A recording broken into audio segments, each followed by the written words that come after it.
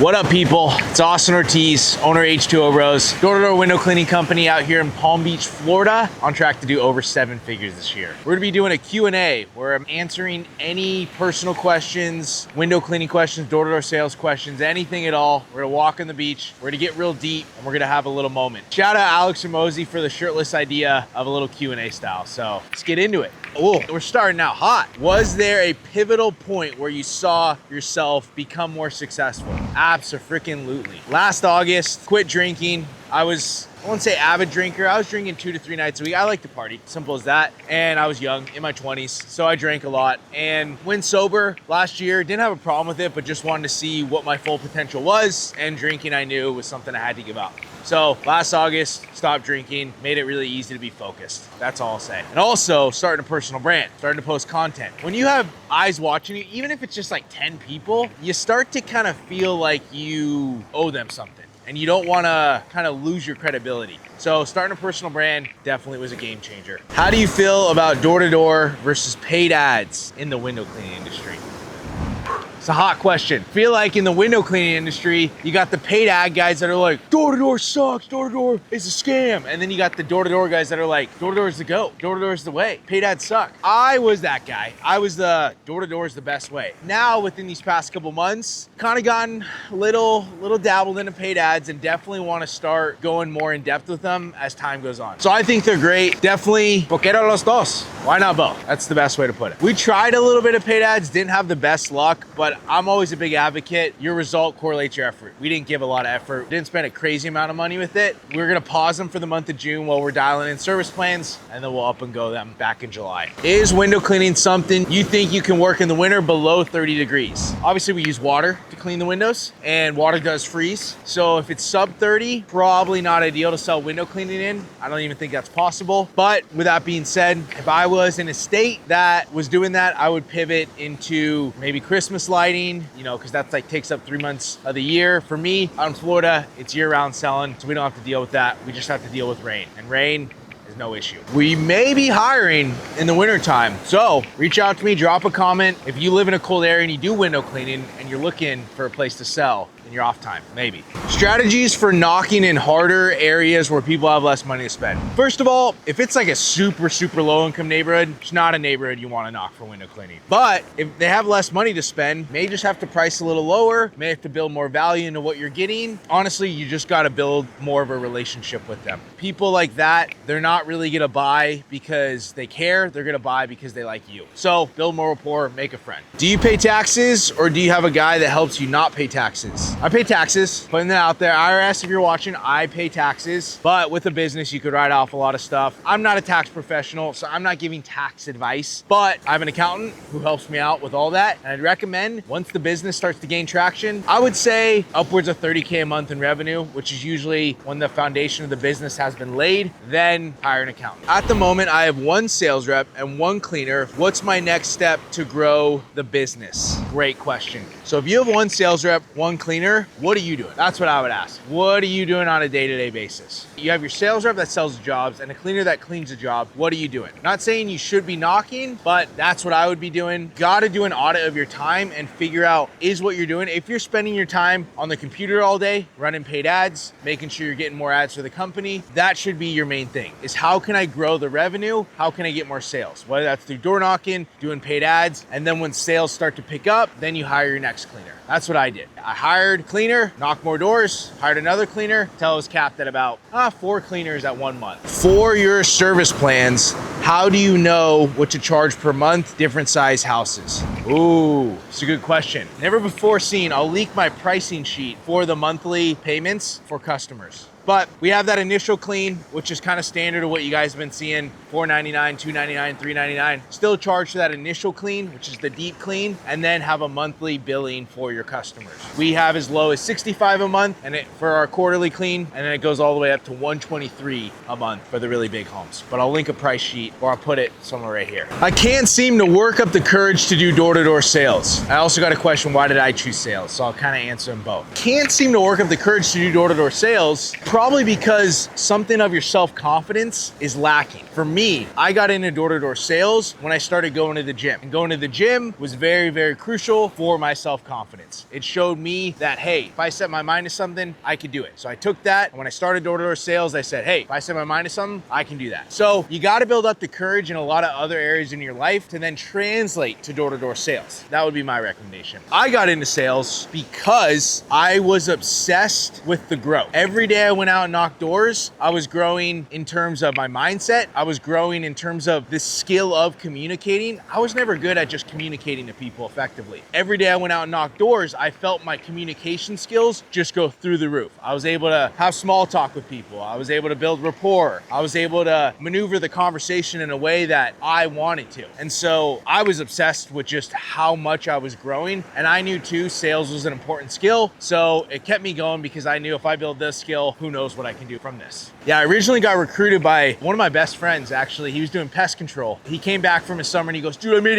80K in a summer. And I believed him. Honestly, I still believe him to this day. But he said he made 80K in a summer. And I was like, maybe I'll try this door-to-door sales things out. So next summer, he ran a sales team selling solar. It was actually Bowen. He was in the first vlog. And yeah, he brought me out first summer selling solar in Vegas. And yeah, the rest was history. In that summer, on paper, how many deals I closed commission-wise was, I think, upwards of like 100 grand. But what I actually got paid out because of cancels was probably just south of 30 grand, which I'm not complaining. I was 20 years old at the time. 30 grand a summer is definitely something I would take all day, but I knew that was not even close to what my potential was. So it kept me hungry. I also saw a lot of guys in the industry making millions with it. So I just thought they can make millions and I just keep doing this, I could hopefully make millions. Stats, age, height, and weight. Interesting. So for the longest time, I said I was 6 foot. Everyone that's 6 foot, probably either 6'1" or 5'11". There's very few guys that are actually 6 foot, and I'm 5'11". With shoes on, 6 foot, 5'11", without shoes on. Weight, fluctuate between like 170 on the low end to like 175. I've been kind of that weight for the past like 3 years. I just like staying lean, makes me feel the best. And I am 25 years old. I turned 26 in 10 days. How often do you run into somebody that has already came by? I'm assuming for window cleaning. And it's funny, when I started the business out here in Palm Beach, I don't even think for the first like 6 months I'd ever had someone say, oh, someone knocked my door for window cleaning.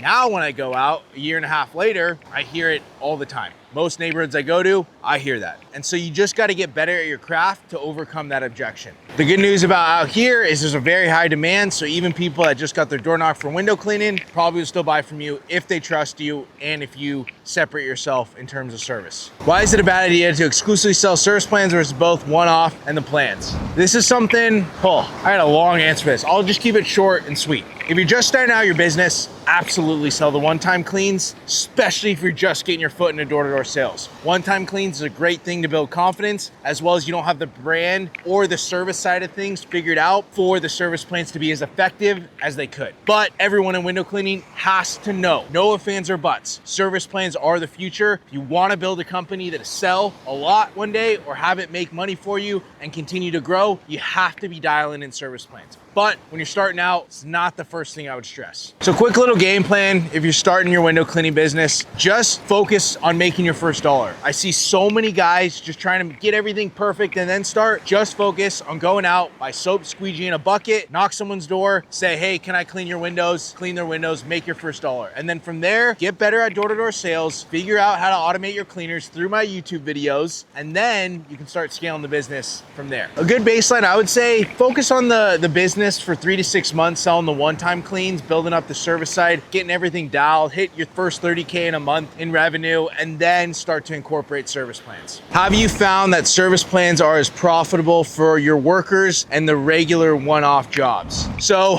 for my workers, I switched them back to hourly for the service plans because we're billing our customers monthly. I'll do a full in-depth video talking about service plans in the next coming months. But I will say this, we've started out very, very slow with our team of 8 guys that are selling these things. We've added 25,000 in just 5 days in reoccurring yearly revenue to H2O Bros. People that are signed up on plans to get serviced by us. If we continue at this trend, in the next month, we should have 100K in yearly recurring revenue. You can see how every day you go out and you get a customer, you're making a deposit into that equity side of the business. So it's very, very, very important, especially for the guys watching that are very deep in their window window cleaning business, keep that in mind. Every day you go out, when you switch to service plans, you are making deposits in the longevity and sustainability of your company. So this is another reason why I would say wait on the service plans till you're a little more deep in the business, because volume will go down because you're selling only service plans, as well as margins go down because when you're selling these service plans, the service has to be A1. And for this service to be A1, you gotta have a service manager in place, which decreases your margins. You also gotta have your washers take a bit longer at jobs, which will decrease your margins, so on and so forth. So service plans, a lot less profitable on the upfront, way more profitable down the road. How big are you trying to grow your business? I'm not big on terms of goals, and if I don't hit them, I'll be disappointed because I'm very, very process driven. I will start out by saying that, but I just looked up today. The highest grossing revenue window cleaning company in the US is Fish, doing 400 million a year with franchises. And I had a goal of 100 million now that we're doing these service plans. Sounds crazy for the level that I'm at, just on track to do our first 7-figure year, $1 million year. But come back to this video 5 years from now, and I promise you, we will be doing some crazy things with H2O Bros. I have zero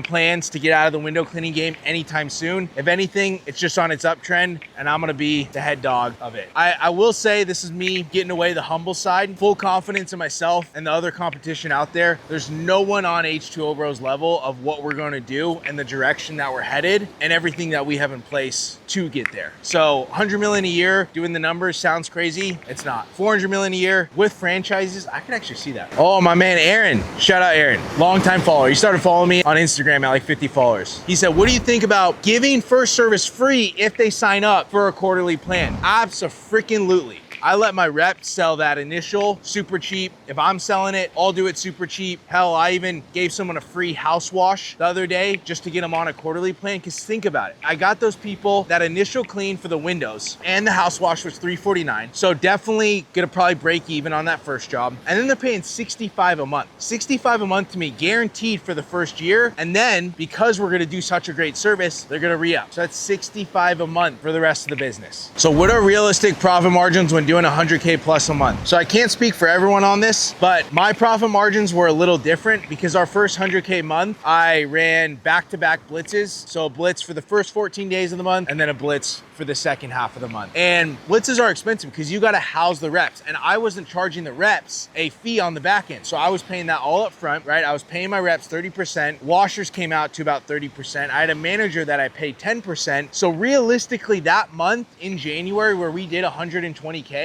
I probably profited less than 20% because of rental cars, housing the reps, and not taking it out of their commission. So a quick, simple fix to make sure your margins stay above 20 is just charge a blitz fee. It's very common in door-to-door sales. Charge a fee to house the reps. Is the service plan still viable if you can only clean twice per year during college breaks? Absolutely. And I know most of you guys out there probably live in a state where you can only clean windows seasonally. So I've thought about this. I have a lot of guys in my coaching program that ask me this as well. And yes, you can just do a biannual clean. So say clean them in April and then clean them in September, still put them on the monthly, charge that initial, and then that monthly, let's just say is 49 bucks a month. So a lot cheaper than if they were on quarterly, but you still get that monthly recurring revenue. And monthly recurring revenue, ask any business owner, they would tell you it's great, at least from what I've heard. Let's do a few rapid fire questions from my girlfriend Kayla, some personal ones so you guys can really get to know the ins and outs of Austin Ortiz. Favorite dessert? Ooh, golly, just right out of the gates. I would say she makes the best dessert ever. It's a peanut butter Oreo, which are my two favorite desserts, peanut butter Oreo cookie blondie. Also like Pazookies at BJ's and butter cake. I would say those top three, but those are all incredible. Favorite food? Mexican. My last name's Ortiz. I grew up in Southern California. Best Mexican food, hands down, no ifs, ands, or buts, obviously besides Mexico. Al Pastor, burrito, go to any good Mexican spot. Dream car, ooh, oh, maybe next year, I don't know. Aston Martin, DBS, no ifs, ands, or buts. Any Aston Martin, Vantage are sick, but DBS, so sexy. Aston Martin, I'm a big Aston Martin guy. Love James Bond, definitely Aston Martin. Will happen, hopefully, in the next couple years. What do you do for fun? Pretty simple. Right now, I'm in a period of my life where my so-and-so called work is fun. Growing the business right now, figuring out service plans is fun. Knocking doors when I can is fun. Making content like we're doing right now is fun. Sometimes it's tough, but it is fun. And then coaching guys, helping them with their business. I mean, I genuinely love that. But besides work, golf If I'm not working, I'm golfing. Usually once, twice a week. I'm also training for a triathlon. Today was kind of a crazy day. I woke up, went straight to the gym, went on the bike, 5-mile bike ride, did a leg day, and then did a 1/4-mile swim. And then, because Zevi forced me to work out with him, I decided to do a chest and back day, midday. So now we're walking on the beach. It's been a grueling physical day. But yeah, training for a triathlon, that's in August. So excited for that. Started running. What sports did you play growing up? Soccer, main sport. I only got into golf like a few years ago. So soccer I started when I was 4 years old, played till I was 18. The thing that I lacked in soccer was this. I was good, I'm not gonna lie. Talent was there. I was a talented player. Played club, played pretty good in high school, was potentially looking at playing like D2, college, but this thing was wrong. Just didn't have the mindset built for it. Well, thanks so much for watching. This was fun, kind of tiring, low key, but yeah, till next time, subscribe. Videos every Sunday. B-roll.